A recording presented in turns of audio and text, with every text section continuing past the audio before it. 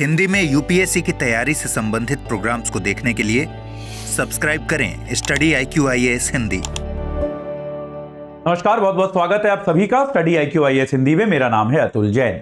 तो जैसा कि आप सभी जानते हैं, आप सबके सामने मैं आज के दिन की खास बड़ी खबरें लेकर आता हूं। तो एक बहुत जल्दी से एक छोटी सी चर्चा करता हूं, लेकिन जो कि महत्वपूर्ण है आपके और आपके परिवार के स्वास्थ्य के लिए। तो एक बार उसको जल्दी से समझ लीजिए। जैसा अक्सर हर साल इस मौसम में होता है, वैसा ही इस साल एक बर्ड फ्लू जो है H5N1, जो कि सबसे ज्यादा प्रचलित बर्ड फ्लू है पिछले कई वर्षों से, वो बर्ड फ्लू एक बार दोबारा से फैल रहा है। इसके फैलने की घटनाएं अमेरिका में देखी गई हैं। भारत में भी केरला में, जो एक बड़ा अच्छा टूरिस्ट जगह है, एलपी एलापूजा जिसे बोलते हैं, एलपी में ऐसे मामले पाए गए हैं जहां कुछ बत्तखों में जो डक्स है वहां पर H5N1 ये जो बर्ड फ्लू है ये वहां पर पाया गया है। तो इस बर्ड फ्लू को लेकर WHO ने, विश्व स्वास्थ्य संगठन ने, कुछ डायरेक्टिव, अपने कुछ ऑब्जर्वेशन, जो कुछ चीजें उन्होंने देखी है वो उन्होंने इश्यू किए हैं। तो जल्दी से अगले 5-10 मिनट में हम केवल उनकी चर्चा करेंगे।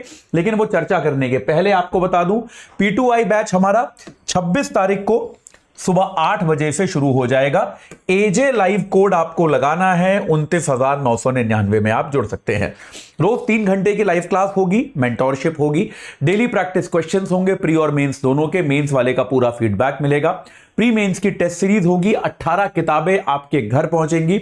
और साथ के साथ जो है आपको, अगर आप प्री क्वालिफाई करते हैं तो मेंस की तैयारी के लिए आपको हम दिल्ली बुलाएंगे, अपने कैंपस में रखेंगे। आपका रहना, खाना, पढ़ना सब जो है इसी फीस के अंतर्गत होगा। तो आज ही एजे लाइव कोड लगा के आप इस बैच से जुड़ जाइए और अपनी तैयारी को व्यवस्थित कीजिए। चलिए अब हम चलते हैं जल्दी से हमारे H5N1 की चर्चा पर कि भाई ये पूरा मामला क्या है। तो जैसा कि आप लोग जानते हैं कि 1996 के बाद से, 1996 में पहली बार ये H5N1 जो बर्ड फ्लू है, एक इन्फ्लुएंजा का एक प्रकार है। इन्फ्लुएंजा यानी कि एक, जिसको इसी को हम शॉर्ट में फ्लू कहते हैं। कहते हैं ना आजकल भाई फ्लू हो गया है, फ्लू फैला हुआ है, एक प्रकार का वायरल फैला हुआ है। तो ये इन्फ्लुएंजा जो है ये कुछ नहीं है, ये H5N1 नाम का एक वायरस है।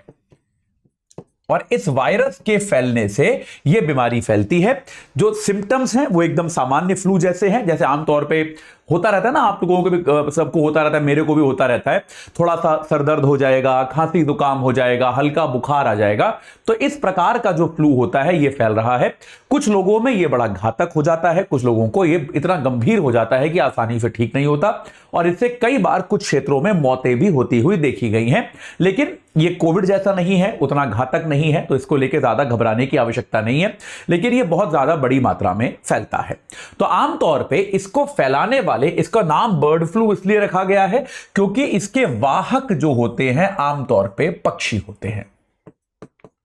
तो पक्षियों का जो उनका मतलब पक्षियों का जो एक्सक्रीटा होता है, यानी कि पक्षी जहां पर कहीं बीट कर जाते हैं, कहीं शौच कर देते हैं, या फिर उनका मूत्र जो होता है, या फिर उनका थूक जो होता है, उनका सलाइवा इत्यादि जो होता है, आमतौर पे उससे जो है ये बीमारी फैलती है। और अगर आप किसी इस प्रकार के पक्षियों के संपर्क में आ गए, या फिर होता है जैसे आपके घर के बाहर मान लो कूलर लगा है, AC लगा है, वहां पर पक्षी कुछ शौच कर जाते हैं, बीट कर जाते हैं, और उसके कारण जो है ये इन्फ्लुएंजा आपके घरों में प्रवेश कर सकता है। या फिर जो लोग खेती इत्यादि करते हैं, जिन लोगों का फार्म होता है, मुर्गी इत्यादि पालते हैं, वो लोग इसके ज्यादा संपर्क में आमतौर पे आते रहते हैं। तो इस प्रकार से पक्षियों के जरिए ये बीमारी जो है सबसे ज्यादा फैलती है। और ये जो है ये एक 2020 के बाद से ये जो है इसको जो है बहुत ज्यादा विस्तार से फैली। वैसे शुरुआत 1996 से हुई, लेकिन 2020 के बाद से, और ये बीमारी जब बहुत ज्यादा फैलने लगती है तो आमतौर पे इसके लिए कई बार पक्षियों को मारना भी पड़ता है, जिसको हम कलिंग कहते हैं। कि यार पक्षियों को, क्योंकि अगर आप इसको पनपने दोगे, क्योंकि पक्षी तो आपस में एक दूसरे के संपर्क में रहते ही है ना, तो अगर एक को हो गया तो फिर सबको हो जाएगा। और अगर सबको होता चला गया तो यार अभी अगर कुछ पक्षियों को है तो मानव तक उतना नहीं पहुंच रहा है। अगर सारे पक्षियों को हो जाएगा तब तो मानव को भी होना लगभग तय हो जाएगा। तो इस कारण से क्या है, ये पक्षियों को रोकने के लिए कई बार पक्षियों को मारना भी पड़ता है।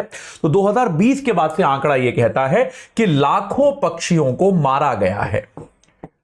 लाखों पक्षियों को इसके लिए मारा गया है। पक्षियों की मौत भी हो जाती है इससे, अदरवाइज भी उनको मारा गया है, ताकि ये बीमारी जो है आगे ना फैल पाए। ठीक है, ये बात स्पष्ट हो गई। तो भारत में जैसा मैंने आपको बताया कि एलपी में अभी यहां पर ये बीमारी जो है डक्स में यानी कि बतखों में ये बीमारी पाई जा रही है।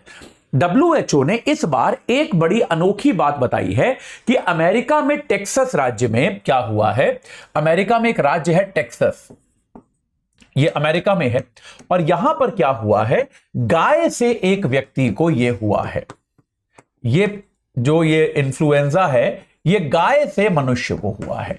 तो आमतौर पे जैसा मैंने आपको बताया कि इसके सबसे कॉमन वाहक जो होते हैं वो पक्षी होते हैं, इसीलिए इसे बर्ड फ्लू भी कहा जाता है और पक्षी ही इससे सबसे ज्यादा प्रभावित होते हैं। लेकिन अब क्या पाया गया है कि कोई गाय इससे संक्रमित हो गई और उस गाय के संपर्क में आने के कारण जो है किसी मनुष्य को भी यह बीमारी हो गई है। तो अब WHO ने यह चेतावनी जारी करी है कि अगर आप गाय का दूध पीते हैं, जो कि मेरे ख्याल से हम में से अधिकांश लोग किसी ना किसी फॉर्म में उसका सेवन करते होंगे, तो याद रखिए कि आपको कच्चा दूध नहीं पीना है। तो ये बात जो है ये WHO ने वार्निंग जारी करी है कि आपको कच्चा दूध किसी भी तरह से नहीं पीना है। याद रखिए, कच्चे दूध का मतलब जो हमारे घर में थैलियों में पैकेट में दूध आता है वो कच्चा दूध नहीं है, वो पॉस्चराइज्ड दूध होता है। पाश्चरीकरण में क्या होता है, दूध को पहले बहुत ऊंचे तापमान पे उबाला जाता है, फिर बहुत नीचे तापमान पे ठंडा किया जाता है। तो याद रखिए, अगर आपके घर में पैकेट वाला कोई भी दूध आता है तो आप देखिए उस पे पाश्चरीकृत लिखा है या नहीं लिखा।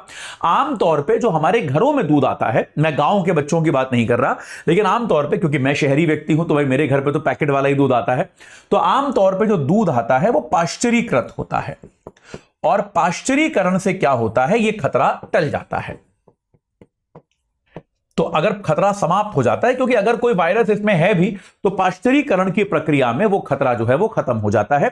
लेकिन अगर आपके घर में किसी ऐसे व्यक्ति जिसके पास गाय है वहां से सीधा दूध आ रहा है, तो यह बहुत आवश्यक है कि आप बिना ठीक से उबाले उस दूध का सेवन इस समय ना करें। यह बीमारी फैल रही है, इससे अपने आप को बचाएं, यह बहुत आवश्यक है। अगर संभव हो तो पाश्चराइज्ड दूध ही लें, यह आपके लिए अगर संभव है तो आप कर सकते हैं। लेकिन अगर पाश्चराइज्ड दूध लेना आपके लिए संभव नहीं है तो कहीं से भी दूध अगर आपके घर में आ रहा है तो आप यह जरूर सुनिश्चित करें कि जब तक उसको ठीक से उबाला ना गया हो तब तक आप उसका सेवन ना करें। उबालने से वहां पर जो वायरस जो होता है, जो बैक्टीरिया जो होता है, वो सारा का सारा खत्म हो जाता है। इसके अलावा अन्य जो सुरक्षा के लिए चीजें बताई गई हैं वो क्या बताई गई हैं कि अगर आप मांस या अंडा खाते हैं, अगर आप मांस या अंडा खाते हैं तो उसको ठीक से पका कर खाएं। मतलब उसको जो है आप किसी भी प्रकार से ऐसा कच्चा या आधा पका हुआ ना खाएं, उसको आप ठीक से पका कर खाएं। और दूध को लेकर भी अब ये वार्निंग आई है कि दूध को जो है पाश्चरीकरण के साथ ही प्रयोग करें। पाश्चरीकरण के बाद प्रयोग करें तो सर्वश्रेष्ठ है। अगर पाश्चरीकृत आप नहीं कर पा रहे हैं तो उसको उबाल कर ही प्रयोग करें। उसको कच्चा दूध जो है वो उसका सेवन आप ना करें, यह अपने आप में बहुत ज्यादा आवश्यक है। ठीक है, ये आप याद रखिए। तो ये कुछ एक सुरक्षा के लिए आपको बताया गया है। तो अभी तक ये जो है ये मामला भारत में बहुत ज्यादा फैला नहीं है। केरल सरकार ने इसके लिए काफी इंतजाम किए हैं ताकि ये बीमारी एक तो और फैले नहीं और जिनको हो उनका ठीक से इलाज हो पाए। इसके लिए केरल सरकार ने यहां पर एक कुछ कड़े कदम उठाए हैं। तो हम आशा करते हैं कि ये ज्यादा फैलेगा नहीं। अगर आप भी इस प्रकार की किसी चीज का सेवन करते हैं तो उसको आप थोड़ा केयरफुली करें, उसको आप सेवन केयरफुली करें ताकि आप इस बीमारी से सुरक्षित रह पाएं। ठीक है, चलिए अभी के लिए इतना ही था।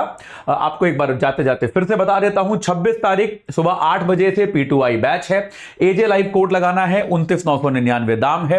रोज सुबह 3 घंटे की लाइव क्लास है, मेंटोरशिप है, डेली प्रैक्टिस क्वेश्चंस हैं, प्री और मेंस के क्वेश्चंस का फीडबैक भी मिलेगा आपको, डिटेल्ड फीडबैक। साथ के साथ प्री मेंस की टेस्ट सीरीज है।